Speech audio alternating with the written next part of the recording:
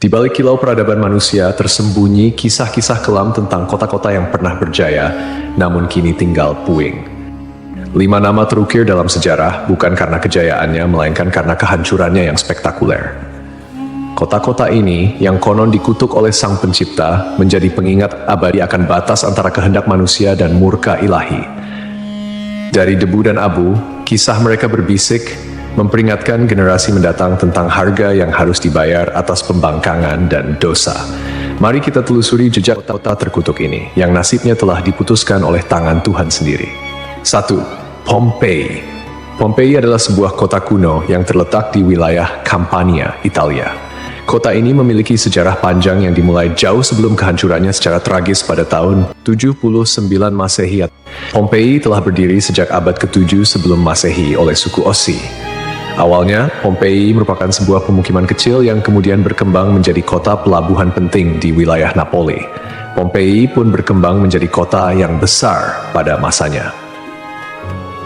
Kota ini juga dikenal yang jauh lebih subur daripada tempat lain, karena Pompei terletak di kaki Gunung Vesuvius, sebuah gunung berapi purba yang merupakan satu-satunya gunung berapi aktif di Eropa. Para petani di kota ini banyak yang menanam anggur dan zaitun. Kesuburan tanah ini merupakan salah satu faktor utama yang mendorong pertumbuhan dan kemakmuran Pompei selama berabad-abad. Meskipun Gunung Vesuvius telah lama menjadi bagian dari lanskap kota Pompei, penduduk kota tampaknya tidak menyadari bahaya yang kelak akan ditimbulkannya. Gunung Vesuvius diketahui telah tidak aktif selama berabad-abad, dan pengetahuan vulkanologi pada masa itu masih sangat terbatas. Kota Pompei merupakan bagian dari wilayah kekuasaan Romawi kuno.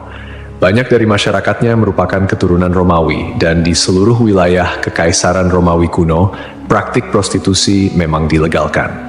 Namun Pompei menawarkan sesuatu yang lebih. Diperkirakan ada 35 rumah bordil yang tersebar di kota ini. Di Pompei ada beberapa lupanar, dengan yang paling terkenal disebut Lupanar Grande, yang merupakan satu-satunya rumah bordil besar yang ditemukan di sana. Kata lupanare sendiri berasal dari kata Latin lupa, yang berarti serigala betina, istilah yang juga digunakan untuk para pelacur pada zaman itu. Di dalam Lupanar Grande, ditemukan kamar-kamar kecil dengan lukisan erotis di dinding, yang kemungkinan besar digunakan sebagai semacam menu untuk layanan yang ditawarkan di sana. Rumah bordil ini memiliki 2 lantai. Lantai pertama diperuntukkan bagi kelas bawah, sedangkan lantai kedua digunakan oleh pelanggan kelas atas. Jumlah yang tergolong banyak mengingat Pompei hanya seluas 12 km² dengan populasi sekitar 11.000 orang. Untuk menuju rumah bordil, jalanan di Pompei diberi petunjuk arah berupa pahatan falus alat kelamin laki-laki, sebuah tanda untuk membantu orang asing yang mungkin mabuk berat atau tidak bisa berbicara bahasa lokal. Praktik prostitusi biasanya dilakukan oleh para budak yang memasang tarif sangat murah. Bahkan tarif di Pompei jauh lebih murah daripada di wilayah Kekaisaran Romawi lainnya. Dengan membayar setara harga seperempat gelas anggur, setiap laki-laki yang datang ke Pompei sudah bisa memesan pelacur. Pada salah satu dinding aula, ditemukan tulisan yang artinya, "Jika Anda mencari pelukan manis di kota ini, semua gadis di sini tersedia." Hubungan seksual yang diwajarkan tidak hanya terjadi antara laki-laki dan perempuan saja. Penemuan grafiti menunjukkan bahwa homoseksual dan pemerkosaan anak juga menjadi hal yang biasa di Pompei. Temuan inilah yang membuat Pompei dijuluki sebagai kota maksiat, terlepas dari arsitekturnya yang megah dan keberagaman karya seninya. Akhirnya, setelah kegiatan maksiat di kota ini semakin parah dan menjadi pemandangan yang lumrah, pada tanggal 24 Agustus 79 Masehi, sekitar tengah hari, terjadilah letusan mahadahsyat dari Gunung Vesuvius. Gunung ini mengeluarkan kolom erupsi yang luas dan tinggi hingga mencapai ketinggian 33 km. Abu vulkanik dan batu apung mulai berjatuhan di Pompei dan di daerah sekitarnya. Tebalnya erupsi menyebabkan kegelapan di siang hari dan membuat orang-orang kesulitan untuk bernapas, sehingga penduduk Pompei banyak yang tidak sanggup melarikan diri. Kemudian pada malam hari, letusan mencapai puncaknya. Serangkaian awan panas yang mematikan mulai menyapu kota dengan kecepatan tinggi dan membunuh siapapun di kota tersebut. Meskipun sulit untuk memastikan jumlah korban jiwa yang tepat, diperkirakan ada sekitar 2.000 orang yang tewas di kota Pompei, meskipun banyak juga yang berhasil melarikan diri pada tahap awal erupsi. Namun, mereka yang tertinggal atau terlambat melarikan diri menghadapi nasib yang sangat mengerikan. Kota maksiat ini hancur lebur bersama 500 tahun. Setelah sekian lama, Pompei ditemukan kembali pada abad ke-14 dan penggalian yang dilakukan mengungkapkan banyak artefak serta mumi-mumi yang terkubur di bawah abu vulkanik. Pompei kini menjadi simbol peringatan akan bahaya dari keangkuhan dan dosa manusia.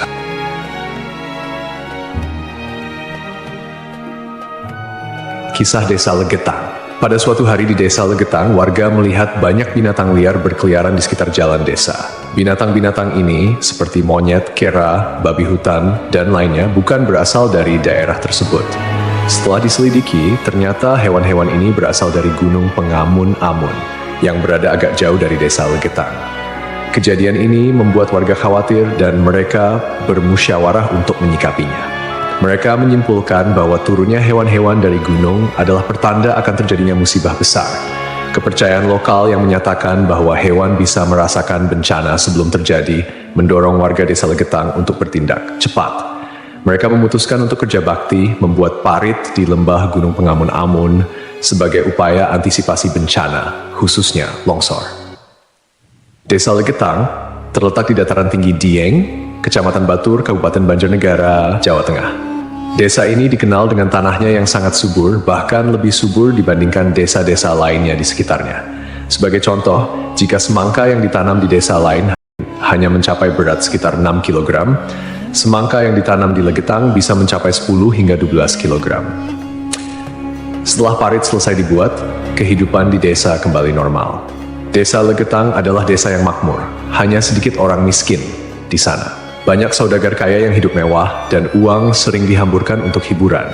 Setiap malam, mereka sering berjudi dan mengadakan berbagai hiburan yang tidak pantas, seperti kesenian lengger yang kadang berujung pada tindakan asusila. Kesenian ini yang hanya dilakukan di desa tersebut menjadi simbol betapa jauhnya masyarakat desa ini dari nilai-nilai agama dan moral. Setiap malam, penduduk Desa Legetang terlibat dalam berbagai bentuk kemaksiatan, termasuk perjudian, mabuk-mabukan, dan seks bebas. Mereka yang tidak terlibat dalam perilaku ini tampaknya membiarkannya, seolah-olah itu adalah hal yang wajar. Beberapa sumber melaporkan bahwa tingkat kemaksiatan di desa ini sangat tinggi, dengan beberapa laporan ekstrem seperti hubungan seksual antara anak dan ibu kandung. Desa Legetang mengalami hujan yang sangat lebat. Cuaca ekstrem ini disertai dengan petir yang menyambar-nyambar dan suara guntur yang menggelegar di langit yang gelap. Tiba-tiba, terdengar suara ledakan yang sangat keras yang dapat didengar hingga ke desa-desa di sekitarnya. Bukan paginya, setelah badai reda, penduduk desa-desa tetangga terkejut mendapati bahwa Desa Legetang telah tertimbun tanah dari puncak Gunung Pengamun-Amun. Tragedi ini menelan korban jiwa 351 orang, termasuk bayi dan balita. Hanya satu orang yang berhasil selamat, yaitu seorang pemuda bernama Suhuri yang sedang berada di luar desa saat kejadian. Secara logika, sulit untuk memahami bagaimana Desa Legetang bisa tertimpa longsoran dari puncak gunung yang jauh dan terpisah oleh lembah serta perkebunan. Penduduk desa telah membuat parit sebagai antisipasi terhadap longsor, tetapi bencana ini tampaknya melibatkan fenomena yang tidak bisa dijelaskan dengan mudah. Ada yang berpendapat bahwa kejadian ini adalah azab dari Allah, karena tidak dapat dipahami secara rasional. Ashabul Ras. Ashabul Ras adalah sebuah kaum yang hidup pada zaman dahulu. Kisah mereka disebutkan dalam Al-Quran sebagai salah satu kaum yang mendapat azab dari Allah Subhanahu wa Ta'ala. Nama Ashabul Ras secara harfiah berarti penghuni sumur atau pemilik sumur. Mereka tinggal di sebuah wilayah yang kini diperkirakan berada di antara Yamamah dan Hadramaut di Jazirah Arab. Kehidupan Ashabul Ras sangat bergantung pada sebuah sumur besar yang menjadi sumber air utama. Tidak hanya menjadi pusat kehidupan, tetapi juga menjadi simbol kemakmuran dan identitas kaum tersebut. Mereka membangun peradaban yang cukup maju di sekitar sumur ini dengan pertanian dan peternakan sebagai mata pencaharian utama. Namun, meskipun telah diberi nikmat berupa sumber air yang melimpah, Ashabul Ras justru menyalahgunakan anugerah tersebut. Mereka mengembangkan sistem kepercayaan yang menyimpang dan menyembah pohon cemara besar yang tumbuh di dekat sumur mereka. Pohon ini dianggap suci dan dijadikan objek penyembahan, menggantikan Allah Subhanahu wa Ta'ala sebagai Tuhan yang seharusnya disembah. Kemusyrikan Asyabul Ras tidak berhenti pada penyembahan pohon saja. Mereka juga mengembangkan praktik-praktik yang bertentangan dengan ajaran Tauhid, seperti membuat patung-patung yang merepresentasikan dewa-dewa mereka, kemudian melakukan ritual dan persembahan kepada pohon cemara, serta menolak ajaran-ajaran monoteisme yang dibawa oleh para nabi dan rasul. Allah Subhanahu wa Ta'ala dalam rahmatnya yang tak terbatas tidak langsung menghukum Asyabul Ras. Sebaliknya, Allah Subhanahu wa Ta'ala mengutus seorang nabi kepada mereka untuk membimbing dan mengingatkan mereka akan jalan yang benar. Nabi yang diutus ini, menurut beberapa riwayat, adalah Nabi Syuaib, meskipun ada juga yang berpendapat bahwa ia adalah nabi yang lain yang namanya tidak disebutkan dalam Al-Quran. Nabi yang diutus kepada Asyabul Ras berusaha dengan gigih untuk mengajak kaumnya kembali ke jalan yang lurus. Ia menyampaikan risalah Tauhid, mengajak mereka untuk hanya menyembah Allah Subhanahu wa Ta'ala dan meninggalkan penyembahan terhadap pohon dan berhala. Nabi ini mengingatkan mereka akan nikmat-nikmat Allah Subhanahu wa Ta'ala yang telah diberikan, termasuk sumur yang menjadi berkah dalam kehidupan mereka. Namun, meski telah diingatkan, mereka tetap keras kepala dalam kekufuran dan kemusyrikan, bahkan mulai mengancam dan memusuhi Nabi yang diutus kepada mereka. Penolakan ini berlangsung dalam waktu yang cukup lama, menunjukkan kesabaran Allah Subhanahu wa Ta'ala dalam memberi kesempatan kepada hamba-hambanya untuk bertaubat. Setelah bertahun-tahun menolak ajakan Nabi mereka dan tetap teguh dalam kekufuran, akhirnya azab Allah Subhanahu wa Ta'ala turun kepada kaum Asyabul Ras. Azab ini datang sebagai konsekuensi dari penolakan mereka yang terus-menerus terhadap ajaran Tauhid dan ketekunan mereka dalam menyembah selain Allah Subhanahu wa Ta'ala. Menurut beberapa riwayat, azab yang menimpa Asyabul Ras terjadi dalam beberapa tahap. Pertama, terjadi kekeringan dan paceklik. Allah Subhanahu wa Ta'ala mulai mengurangi curahan rahmatnya dengan menahan air hujan. Akhirnya, terjadi kekeringan berkepanjangan. Tanaman-tanaman mereka mengering dan ternak mereka mulai mati kelaparan. Ini merupakan peringatan awal bagi Asyabul Ras, namun mereka tetap tidak mengindahkannya. Kemudian terjadi pencemaran sumur. Sumur yang menjadi sumber kehidupan mereka tiba-tiba tercemar. Airnya berubah warna, berbau busuk, dan tidak layak dikonsumsi. Hal ini menyebabkan krisis air yang parah di kalangan Asyabul Ras. Lalu datanglah gempa bumi. Sebuah gempa dahsyat mengguncang wilayah tempat tinggal Asyabul Ras. Gempa ini menghancurkan bangunan-bangunan dan infrastruktur yang telah mereka bangun selama bertahun-tahun. Akhirnya, mereka pun binasa, meninggalkan kisah yang menjadi peringatan bagi generasi-generasi setelahnya tentang konsekuensi dari menolak petunjuk ilahi dan hidup dalam kemusyrikan.